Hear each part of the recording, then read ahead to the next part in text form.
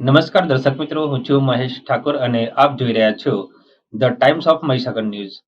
નજર કરીએ આજના મહત્વના સંતરામપુરના નગરના વાડી વિસ્તારમાં આવેલ 3 રસ્તા ચોકડી પાસે તથા આઝાદ મેદાન ભોયવાડા જવાના માર્ગ પાસે લાંબા સમયથી ગટર ઉપરની જાળી લાંબા સમયથી તૂટેલી હાલતમાં હોવાથી એક જાગૃત નાગરિક દ્વારા ચીફ ઓફિસરને લેખિતમાં રજૂઆત કરવામાં આવી. સંતરામપુર નગરના વાડી વિસ્તારમાં આવેલ 3 રસ્તા ચોકડી પાસે તથા આઝાદ મેદાન ભોયવાડા જવાના માર્ગ પાસે લાંબા સમયથી ગટર ઉપરની જાળી લાંબા સમયથી તૂટેલી હાલતમાં હોવાથી આ વિસ્તારમાં આવતા જતા રાહદારીઓ તથા વાહન ચાલકો થયા હેરાન પરેશાન.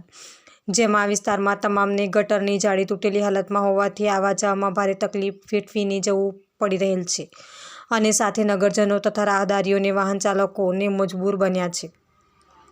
આ વિસ્તારમાં ગટર ઉપરની જાળી આજથી લાંબા સમય પહેલાં હોવાથી અગાઉ પણ સંતરામપુરના જાગૃત નાગરિકો દ્વારા સંતરામપુર નગરપાલિકા ચીફ ઓફિસરને લેખિત તથા ટેલિફોનિક રજૂઆત કરવા છતાં આજ દિન સુધી ચીફ ઓફિસર દ્વારા આ વિસ્તારનું કામ કરાવવામાં આવેલ નથી.